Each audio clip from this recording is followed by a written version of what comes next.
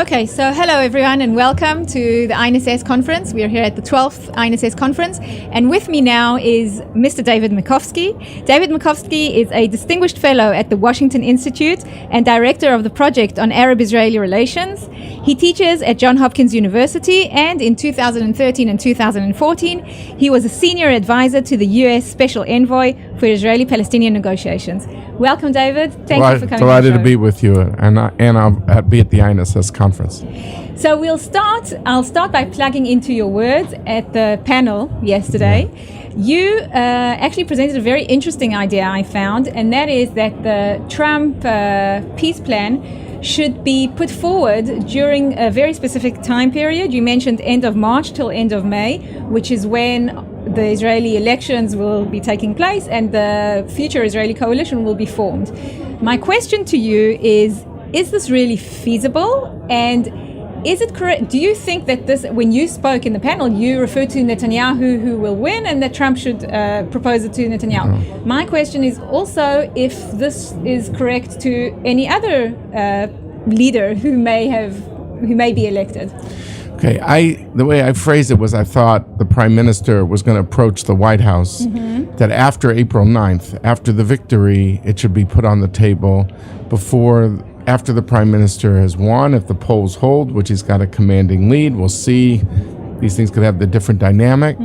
But if indeed, the Attorney General Mandelblit puts forward a pending indictment before the elections, let's say in February, and even though the Prime Minister may win, he may feel that this limits his number of coalition partners.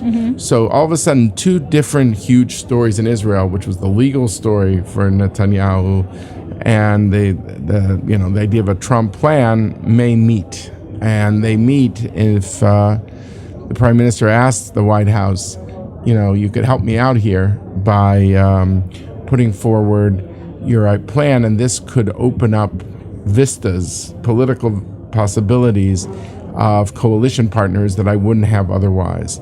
Because people would think if he's going to be indicted, who's going to join that government? It's very limited.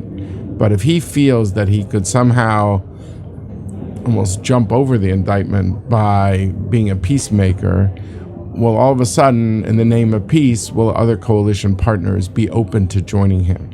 Now, and he would tell the White House, look, by having a more moderate government, I would have more flexibility in what I can do. So you're not just helping me, you're really helping yourself by creating that kind of political space that doesn't really exist today. Now, of course, how will the Palestinians react? I think anything that Trump says they may say no to. But if the Arab states believe, look, it doesn't have to be exactly this plan, but it could be some form of dialogue that would be useful. Netanyahu might say, look, what do I have to lose, really? I mean, if I don't go this way, then the world is kind of closing in on me. So he may see this as an opening. The point would be does it really create more political space for peace? That will be the broader thing beyond his political survival. But I think the catalyst person behind this is not necessarily driven by the White House. It's driven by the Prime Minister looking for a way of trying to solve a bunch of problems at once, get around his legal issues, have more political space, and being on the right side of Trump.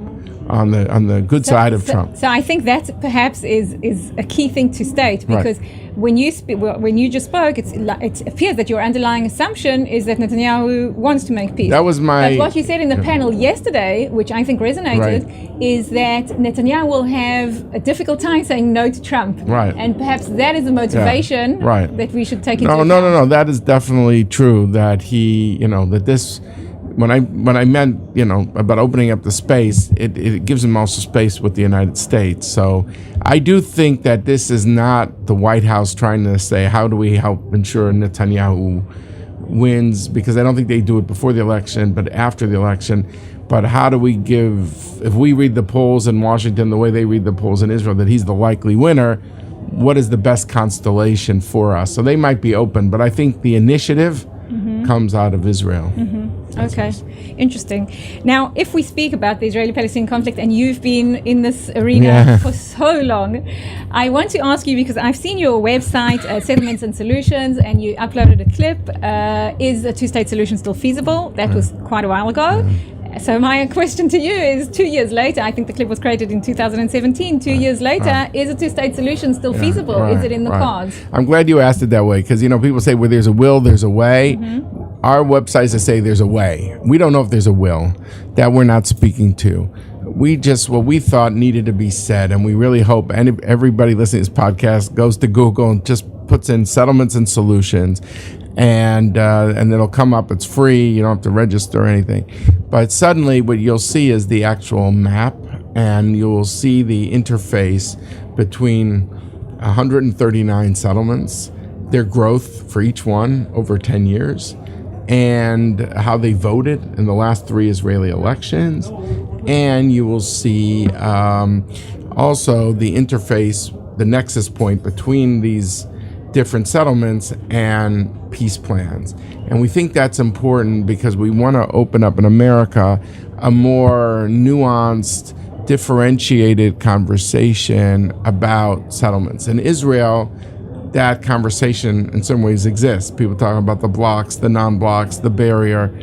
America, these ideas are still not really that known, and we think that people need to see it. So part of the way we did it is we actually had satellite photographs of every single settlement.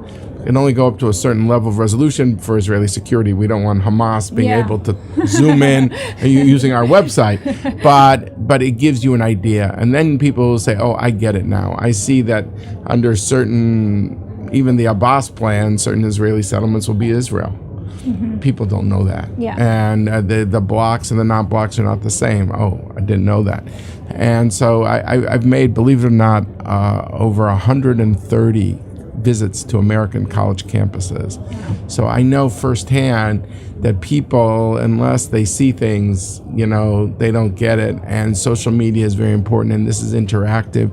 So we're hoping people will go to the website, Settlements and Solutions, and see for themselves where, in our belief, that there are ways that Israel can keep maybe up to 80% of the settlers that are in, about less than 8% of the land. Of course, they would have to give land swaps, land exchanges, territorial exchanges. But in our view, this is not impossible, but you got to want to do it. And so the idea is, we're not saying there's a will, we're saying there's a way. And that's what the thing is about. And I hope everyone goes on and sees for themselves. It's interesting that you should talk about the, I don't want to say ignorance, but perhaps the lack of knowledge in America regarding these settlements, because I think that in Israel there's a lack of knowledge regarding what's happening in America, American Jews, the American Jewish community. So they should start a website too.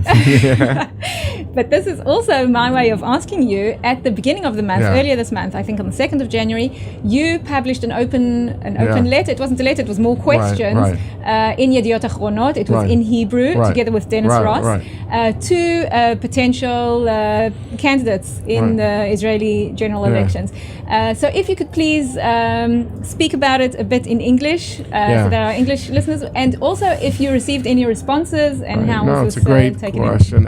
Look, Dennis and I thought that this election was going to be so overwhelmingly a referendum on Netanyahu's leadership, the legal dimension and the like, that we thought that what's going to get lost is the issue of Israeli foreign policy decisions, including the issue, frankly, of Israel's relationship with the diaspora. And one of our main points there is that Israelis should see this issue not just as an Israel-diaspora relationship, but as a national security issue for Israel. And this has been said at the INSS conference as well. And we feel, look, the United States just did an MOU at the end of President Obama's term, bipartisan in Congress, with $38 billion for Israel for the next 10 years. There is no country on earth that it basically has America's credit card the way Israel does, in the same way.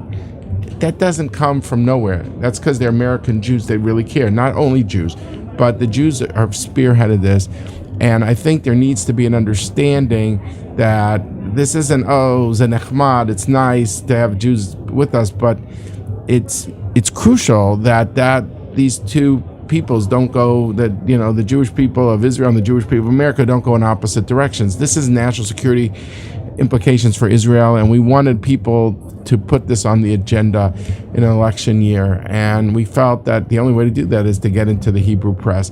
In terms of the feedback, we've heard nice things, but we realize also that there's other things going on, and that the Mandelblit issue and the like are going to dominate this election discourse.